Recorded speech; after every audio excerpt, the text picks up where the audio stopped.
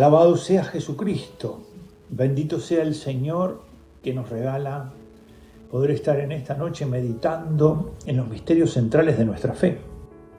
Estos encuentros de la Semana Santa, el Padre Marcelo, que nos lo propuso, los planteó en el sentido de ayudarnos a acercarnos al Tríduo Pascual, de poder vivir la Semana Santa meditando el amor del Señor, la decisión libre del Señor de entregarse y al mismo tiempo cómo toda esa vida que brota del Señor se vuelve para nosotros una fuente de gozo, de esperanza, de paz.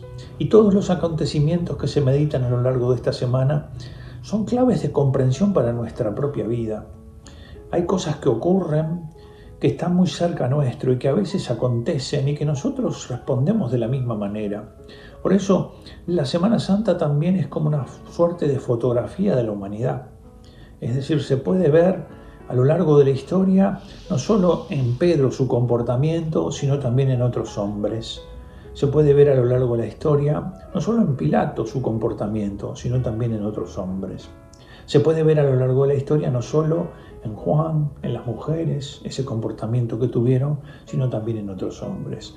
También las respuestas que hemos dado en algunos momentos de la vida se parecen a las de Pedro, también a las de Pilato. Es decir, estamos fotografiados todos allí.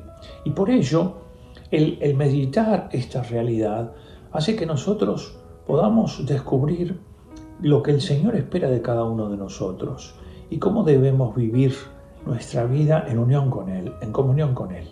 Es decir, aunque haya valles oscuros, como dice el Salmo, ningún mal temeré, porque tu cayado y tu bastón están conmigo, porque tú me proteges. Es cierto que pasamos nervios y es cierto que a veces temblamos un poco más de lo que deberíamos, pero lo cierto es que aún en esa fe nuestra, que puede por momentos debilitarse, experimentamos la cercanía del Señor y que nos asiste una fuerza que no viene de nosotros para poder atravesar esos valles oscuros, esos momentos difíciles de nuestra vida.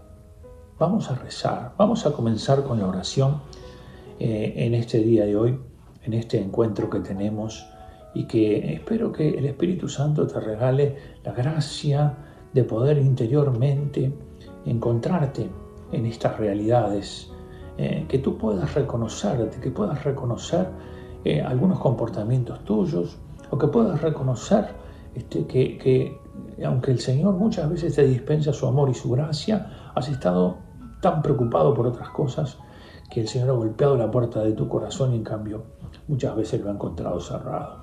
Vamos entonces a orar en el nombre del Padre, del Hijo y del Espíritu Santo. Amén. Señor Jesús, nos ponemos aquí delante de ti en esta noche, ya cuando estamos pisando el umbral del Tríduo Santo. Te pedimos, Jesús, que envíes tu Espíritu Santo para que nos enseñe estos misterios, para que nos haga gustar de ellos, para que nos dé valor, para que nos dé vigor. Envía el Espíritu Divino sobre nuestros huesos, sobre nuestra vida, para que pueda recibir esa fuerza que viene de lo alto. Ayúdame, Señor, a penetrar en estas realidades de la fe. Ayúdame, Señor, a no darme por vencido, a no bajar los brazos. Ten misericordia de mí, ten misericordia, Señor, de todos nuestros pecados, de las veces que te hemos abandonado, de las veces que no te hemos reconocido, de las veces que te hemos traicionado. Ten misericordia, Señor, de nosotros y concédenos, por intercesión de María, nuestra Madre, que estaba al pie de la cruz, que ella nos sostenga en medio de las tribulaciones y de las tentaciones y que podamos seguir contigo hasta el fin. Todo esto te lo pedimos a ti, que vives y reinas por los siglos de los siglos. Amén. Bueno, lo cierto es que la vida del Señor ha estado permanentemente marcada por un gran deseo de obedecer la voluntad de su Padre. Voluntad que humanamente ha ido reconociendo y que ha ido viviendo. Y esa fidelidad a la voluntad de su Padre es la que lo lleva hasta este momento. Es cierto también que a lo largo de toda su vida ha estado permanentemente atacado por el demonio. Es decir, el diablo atacó al Señor desde el comienzo de su existencia hasta el fin. A veces lo atacó directamente y a veces lo atacó indirectamente. Por ejemplo, recordemos cómo aquel rey decide que los niños menores de 2 años mueran, porque en realidad lo quiere matar a él. Sin conocerlo, lo quiere matar. Pero ¿cómo puede un hombre tomar una medida de este tipo? ¿Cómo puede volverse tan sanguinario? ¿Cómo puede hacer correr la sangre de los niños inocentes? Bueno, lo que acontece es que está movido por el enemigo. Cuando el mal cobra una virulencia tal que muestra lo enceguecido que está el hombre, que muestra la gravedad de ese pecado que se comete, entonces allí se está, movido por el diablo. Es decir, uno lo ha aceptado, uno ha consentido, uno se ha hecho, por decirlo así, malamente socio. Pero de hecho lo que acontece es que ese mal, que de alguna manera muestra que no solo tiene origen en el corazón de ese hombre, sino en una realidad aún peor, está allí actuando el diablo. Ciertamente que es un ángel caído. La existencia de él en estos tiempos, por algunos teólogos incluso, se ha puesto en duda, lo cual diríamos es un disparate. De hecho, no hay que quitar nada al Evangelio y tampoco hay que tratar de leerlo de una manera que solo unos poquitos elegidos lo pueden entender. Cuando dice diablo es diablo, cuando dice demonio es demonio, cuando dice que expulsó el demonio lo expulsó, cuando dice que liberó, liberó. Y entonces no hay que andar buscando formas de explicar para tratar en el fondo de decir que uno no es tan infantil como para creer en la existencia del diablo. Bueno, es un dogma de fe su existencia. Es un ángel caído y por lo tanto tiene una naturaleza angélica. ¿Qué quiere decir esto? Tiene un modo de conocimiento que es muy superior al nuestro, pero está movido por el odio a Dios. De manera que en él no hay nada bueno. Y de hecho, ha tratado por todos los caminos de frustrar la obra de Dios en el hombre, de destruir al hombre. Es decir, apartándolo de Dios, alejándolo de Dios. Este camino también se hizo presente en la existencia de Cristo. Recordemos que ya en el comienzo, siendo él pequeño, intentan matarlo a él matando a los niños. ¿A quién se le podría ocurrir una cosa así? Diría uno. ¿A quién se le podría ocurrir que María y que José tienen que salir con el niño porque se escuchó un clamor en Ramá? Son las madres que lloran a sus hijos en medio de los gritos de las madres que ven la muerte de sus hijos. Bueno, podríamos decir que detrás del aborto también está el diablo. Todos los que colaboran con el aborto, ya sea votando su ley, ya sea practicándolo en el sentido de las personas que dependen de la salud y demás, están siendo instigadas por él y están volviéndose socias del diablo. Yo digo esto con mucha paz. No siento ninguna perturbación. Sencillamente que la sangre de los niños va a clamar justicia. Y esa sangre llega al cielo, de forma que no habrá paz. De forma que no habrá paz. Podríamos decir que así como el Señor, aquellas mujeres que lloran cuando Él pasa les dice, no lloren por mí, lloren por ustedes y por sus hijos, aquí pasa lo mismo. Aquí no debemos solamente, ¿verdad?, mirar para adelante de cualquier manera, sino que deberíamos reparar este daño tremendo que se hace, no solo a nosotros, sino a las generaciones que vienen, porque esa sangre clama justicia. Y por eso, mientras eso no se repare, las sociedades no van a tener paz.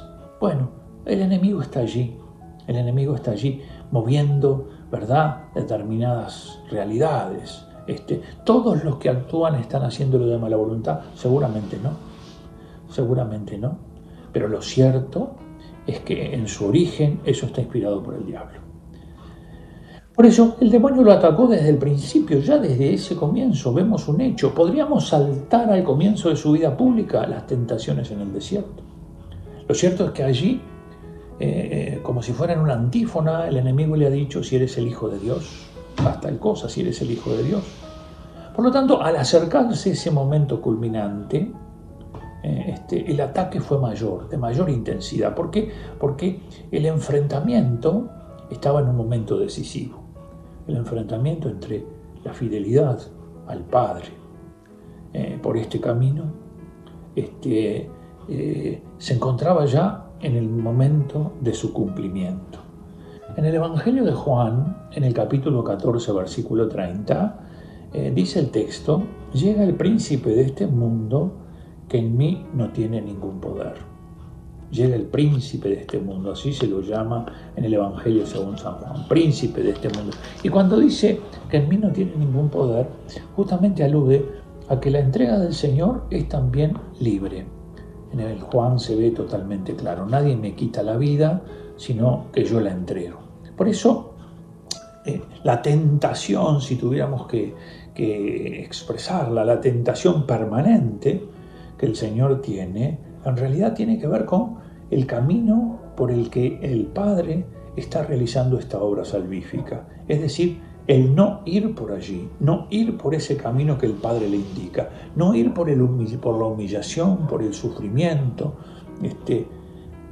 Recordemos que San Pablo ya nos ha dicho que aunque el Hijo de Dios es de condición divina, dice que se anonadó, que se abajó, que se ocultó, el anonadamiento, el ocultamiento. Por lo tanto, continuamente vendrá sobre él una suerte de no te ocultes, muéstrate.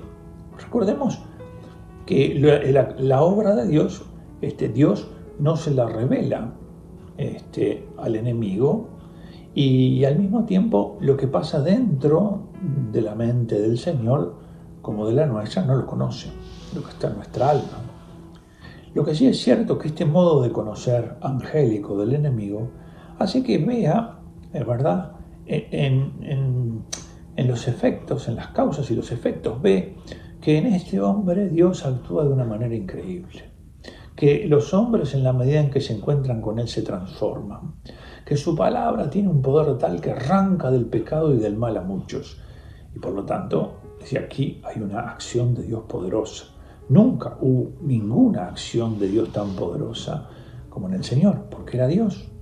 Ciertamente que este ser Dios es algo que quedaba oculto en él, en esa humanidad suya que ocultaba, y al mismo tiempo en ese anonadamiento, es decir, en esa decisión de no utilizar lo que hubiera podido utilizar. Porque como dice Pablo también, ¿verdad?, no retuvo para sí el ser Dios. Es decir, no es que hizo alarde del poder que tenía o de la gloria que tenía, sino que se anonadó, se humilló. Y por eso sobre él viene una y otra vez esa tentación: no te ocultes si eres el Hijo de Dios, utiliza tu poder. Tú que reviviste, ¿verdad? Tú que volviste a la vida humana esta nuestra, a Lázaro, al hijo de la viuda, tú que curaste de tantas enfermedades a personas que no tenían esperanza, tú que fuiste capaz de calmar la tempestad en el lago, tú que tienes poder, utiliza tu poder si eres el Hijo de Dios. De manera que la tentación está allí, se encuentra, diríamos, una y otra vez. No tomes por este camino. Y de hecho, si miramos algunos de los personajes que aparecen en estas horas centrales, también veremos esta tentación presente. Recuerden que cuando el Señor revela, que está en el Evangelio de Lucas, en el capítulo 9, versículo 51, que van a Jerusalén, dice: endureció su rostro, como tomando una decisión firme de ir hacia Jerusalén. Inmediatamente allí Pedro le va a decir, no solo va a confesar su fe, no solo le va a decir que es el Hijo de Dios, sino que a continuación le va a decir que no va a ir a Jerusalén, que él no lo va a dejar ir a Jerusalén. Es decir, Pedro lo reconoce, pero no acepta el camino. Y esto nos pasa a nosotros muchísimo. Muchísimas veces nosotros lo reconocemos, muchísimas veces nosotros creemos profundamente en él, pero hay veces que nos pasan cosas que no las aceptamos. Porque no vemos la obra de Dios allí, porque no vemos la mano de Dios allí, porque nos parece que si tomamos por allí, en realidad vamos solos y desprotegidos, y Dios nos ha abandonado. O pensamos, ¿cómo puede ser que nos lleve por aquí hacia la vida eterna? Pedro le dice: tú no vas a ir a Jerusalén. El sufrimiento, el dolor. Pedro es un diablo. No, ciertamente que no. Ama mucho al Señor. Lo quiere. Quiere liberarlo del camino de Jerusalén. Pero con esta decisión suya de tratar de sacarlo de ese camino, está poniendo en acción la tentación del diablo. Y por eso el Señor le dice: apártate de mí, Satanás, porque tus pensamientos no son los de Dios. Muchas veces pasa esto. Muchas veces alguien, ¿verdad?, incluso con una apariencia de bien, porque ¿qué cosa mala tiene esto de que te quieren liberar de un camino de dolor? Pero el problema es que el Padre es el que lo conduce por ese camino. De manera que el Señor dice: para esto he venido al mundo. El cáliz que tengo que beber, ¿no lo voy a beber? El diablo, con su tentación de querer que el Señor tome por otro camino, de que manifieste su poder, que manifieste su gloria, ahora está presente en una decisión de Pedro de que no vaya por allí. Incluso Pedro va más allá, con todo su temperamento, con todo su amor, con toda su bondad. Porque ya cuando las cosas han comenzado a desencadenarse, acuérdense que al ir a buscarlo allí al huerto, entonces él saca una espada y le corta la oreja al servidor, ¿verdad?, a Malco. De alguna manera le parece que lo que se está viviendo, que presenta a un poder que quiere, diríamos, dominar al Señor para llevarlo hacia el juicio y la muerte, puede oponerse una espada. No. Nosotros también muchas veces salimos con espadas, es decir, con cosas que no van a defender al Señor. Nosotros muchas veces nos parece que las mismas cosas que utilizan en el mundo para llevar adelante sus proyectos nos sirven a nosotros para llevar adelante los proyectos del Señor. Y evidentemente nos parecemos mucho a Pedro, que en realidad de escuchar y de seguir al Señor se pone justamente a tratar de liberarlo del camino que tiene que recorrer. Y de hecho Judas, que es, diríamos, ustedes ya lo vieron con Matías, Judas, que es el discípulo elegido del Señor, va a entrar al huerto con aquella guardia y lo va a llamar maestro y lo va a señalar con un beso, el beso más oscuro que la historia conoció, el beso más oscuro que la historia conoció, ¿verdad? De una tristeza tal. Pero lo entrega a los jefes religiosos. Ven que este hombre les complica la vida y que las cosas que dice muchas veces ponen en cuestión los comportamientos que ellos tienen. Y por lo tanto dicen, quitémoslo del medio. Y de hecho empujan todo en esa dirección. Aquí es donde está la acción del diablo, ¿verdad? Es decir, así como dice que el Señor, ¿verdad?, fue como llevado al desierto, en el libro del Génesis se dice como que alguien de alguna manera estaba allí presente también empujando a Eva en esa dirección. Pilato, que es un político de su tiempo, ha actuado políticamente correcto, se lavó las manos. Cuando uno piensa que el mundo y todo lo que hay en él depende de la clase política, de la estrategia política, entonces cuando está frente al Señor no es capaz de distinguir entre los medios que a veces se tienen para resolver cosas y lo que es limitante frente al poder que se tiene. Ahora en estos tiempos muchos países han parado todas las actividades y pararon también los cultos religiosos. Bueno, ningún poder temporal tiene esa potestad.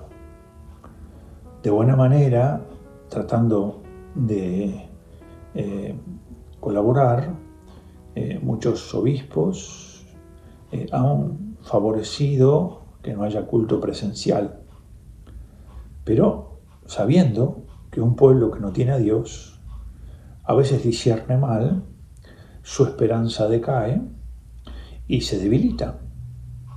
Pero por otro lado, con todo el dolor que esto pueda provocar, se necesita más a Dios que las vacunas. De todas maneras, esto sí cala en nuestros corazones. Es decir, hay que colaborar, hay que ayudar, hay que tratar de ver cómo se encuentran soluciones a los problemas que tenemos, pero no dejando a Dios de lado.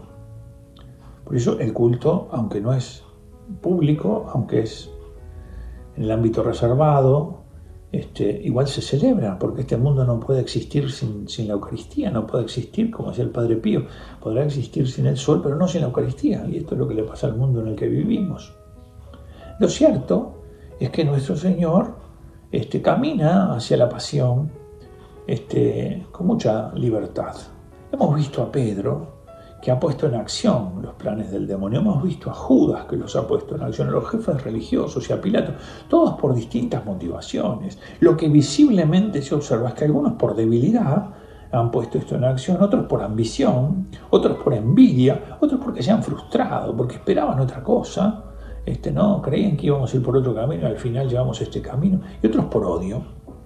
Pero todas estas realidades, estas distintas realidades que se hacen presentes, solo pueden ser salvadas por el amor.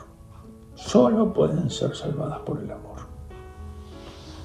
Porque recordemos que el evangelista Marcos dice que abandonándolo todos huyeron. Es decir, el Señor es abandonado por todos. Y estas tentaciones que a lo largo de toda su vida se han hecho presentes directamente o indirectamente, se harán presentes también en este momento central, cuando está crucificado. Fíjense que los que pasaban por allí dicen: sálvate a ti mismo bajando de la cruz. Es decir, no vayas por este camino. Y ciertamente que lo más increíble de todo esto es que el Señor hubiera podido bajarse. Es terrible esto, en el sentido de captarlo en su profundidad. Pero en realidad el Señor, con todo su amor y lo que muestra la grandeza que tenía, permaneció allí en la cruz. Los sumos sacerdotes dicen: a otros salvó y a sí mismo no puede salvarse. Está claro que lo que está aconteciendo con el Señor tiene que ver con la salvación. Está claro. Pero está claro que muchos de ellos quieren la salvación a su medida, como pasa hoy entre nosotros. Hoy para algunos la salvación va a venir del progreso, para otros la salvación va a venir de la técnica, para otros la salvación va a venir de la ciencia, para otros, y muchas de estas realidades repiten lo mismo. Sálvate a ti mismo bajando de la cruz. Incluso los que están crucificados con Él, los que están padeciendo en ese momento, dice el evangelista Marcos, dice: el Cristo, el Rey de Israel, que baje ahora de la cruz para que lo veamos y creamos. Muéstranos con el poder que tienes, que si tú nos muestras, nosotros vamos a creer. Todos ellos manifiestan lo mismo: este camino es escandaloso. Dios es la representación del modo que nosotros tenemos de lo que es el poder, de lo que es lograr un fin. Dios tiene que obrar así. Por lo tanto, la cruz no es un final digno para quien se ha mostrado tan poderoso, para quien ha captado tantas expectativas que nosotros tenemos. Por eso, esta es la hora de la oscuridad. Así lo dice Marcos en el capítulo 15, en los versículos 33 al 39, cuando ya el Señor está por expirar.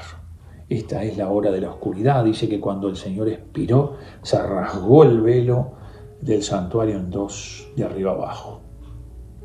Y en ese momento, en medio de esa tremenda oscuridad, en medio de ese gran silencio, entonces aparecen allí dos cosas que muestran cómo ya el poder de Dios y el camino de Dios está presente en otros que ven las mismas cosas y que viven de otra manera. Y de hecho, aquí ya el triunfo está en germen. El triunfo del Señor, el triunfo de Dios está en germen en estas realidades, porque el evangelista Marcos recoge una confesión de fe. Es decir, que un centurión haya podido decir lo que este hombre decía es cierto, este es el Hijo de Dios, tiene que ver con que ha reconocido que el amor es el único camino para vencer y que el amor es la única respuesta posible a todo el mal del mundo. Y que si esto era así, en esta acción era posible reconocer ese amor. Es como lo que le pasa a Nicodemo.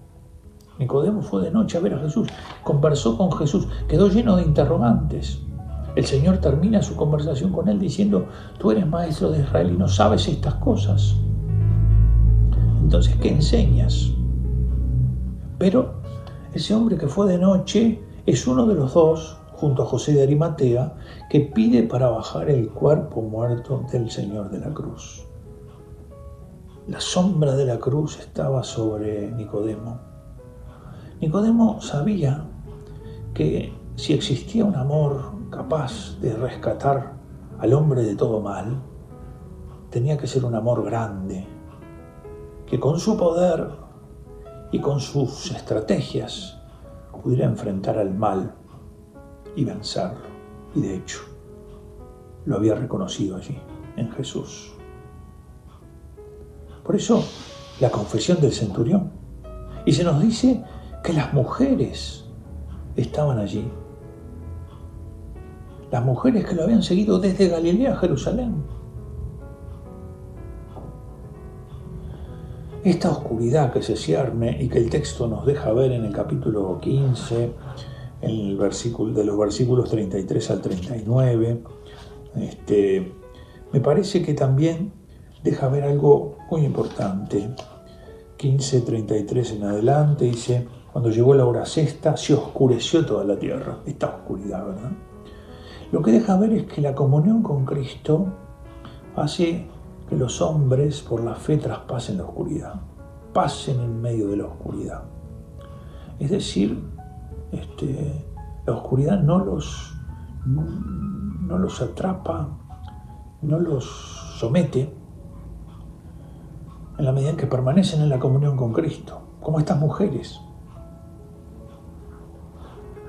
Y por eso en medio de esa oscuridad y de ese silencio, entonces aparece ese grito de la noche de Pascua. Cristo ha resucitado, el Señor ha resucitado.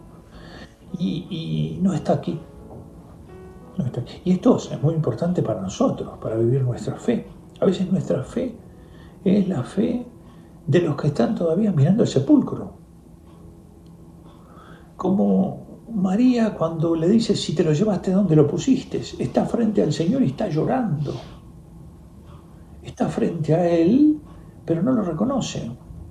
Muchas veces seguimos nosotros en el sepulcro, cuando el Señor está resucitado. Y por eso, si el Señor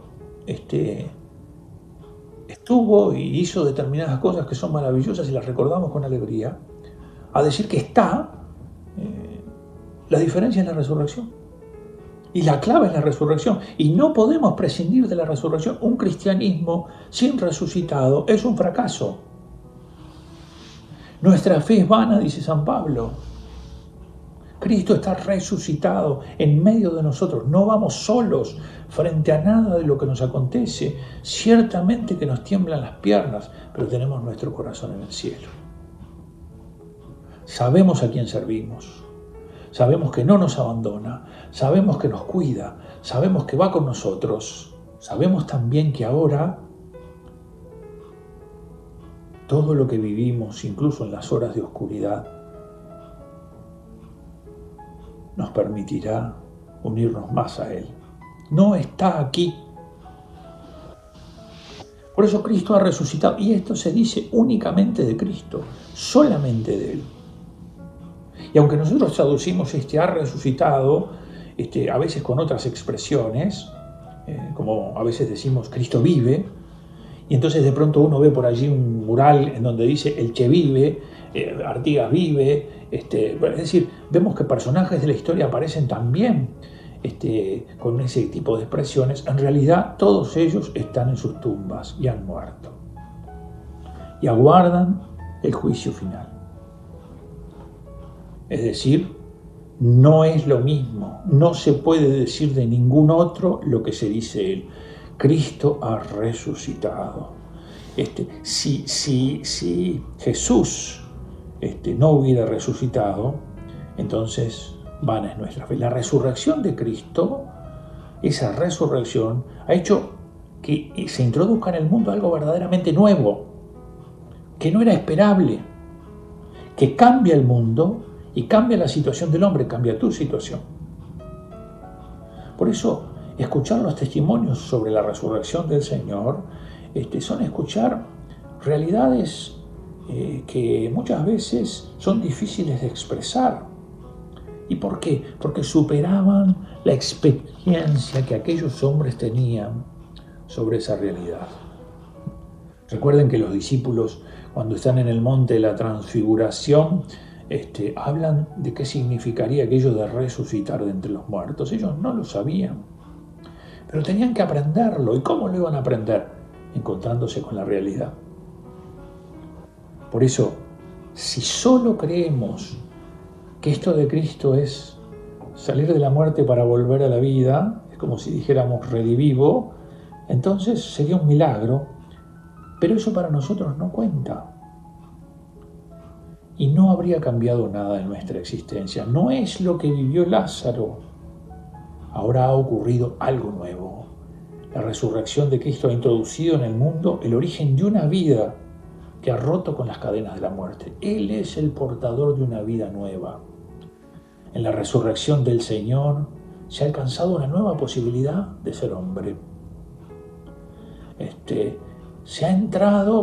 ha entrado en una nueva dimensión de la existencia humana.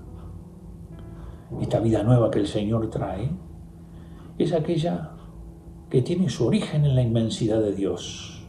Y por eso desde allí el Señor se manifiesta a los suyos. No busques entre los muertos al que vive para siempre. No los busques más entre los muertos. No te adhieras a un hombre de este mundo, viviendo con él una relación como si fuera tu Dios. No lo hagas. No te dejes vencer por las olas de este mundo que son tremendas muchas veces. Cristo ha resucitado. Por eso, que esta expresión, que esta confesión de fe de la Iglesia sea para ti hoy una de las cosas más importantes. Si Él no hubiera resucitado, estaríamos en un gran problema. Ese sí que sería un gran problema, porque la muerte tendría la última palabra, porque el mal sería, ¿verdad?, el que muchas veces sembraría injusticias irreparables. Pero Cristo ha resucitado. Y entonces allí está nuestra esperanza. El mal no tiene la última palabra. Lo que ya el Señor obra en el mundo por su resurrección se realizará plenamente cuando termine este mundo. Que el Señor te guarde, que te proteja, que llene tu fe del misterio de la resurrección. Comunicale a los que tengas cerca esta esperanza. No dejes para vivir este misterio de amor del Señor a cuando estés un poco entrado en años. Vivilo desde este momento. Decile a tu amigo, vecino, pariente, que anda preocupado, que anda inquieto, decile que lo comprendés. Decile que estas cosas pasarán, pero no te olvides de decirle una cosa más importante. Lo más importante ya ha ocurrido. Cristo ha resucitado y la resurrección del Cristo ha introducido en este mundo una realidad nueva, una dimensión última de la existencia de la humanidad a la que tú vas a llegar y que el Señor ya te permita vivir esta comunión con Él para que también puedas atravesar las tinieblas de esa existencia que te toca vivir sabiendo que el mal no tiene la última palabra. Que Dios te bendiga, que tengas una Semana Santa linda, si se suspende por la tragedia que estamos viviendo, no dejes de vivirla a través de las redes. Pero si no, anda a una iglesia. No es lo mismo. Anda a una iglesia. Tené un contacto con tu Señor. Poné tu confianza en Él. Poné tu esperanza en Él. Entregate completamente a Él. Que el Señor te cuide, te proteja, te bendiga. Rezamos unos por otros. Rezamos por los que están sufriendo en esta pandemia terrible, trágica. Rezamos y nos encomendamos a Él. Bendito sea el Señor que ha resucitado, que ha vencido la muerte y que tiene la palabra final sobre mi historia personal y sobre la tuya. Amén.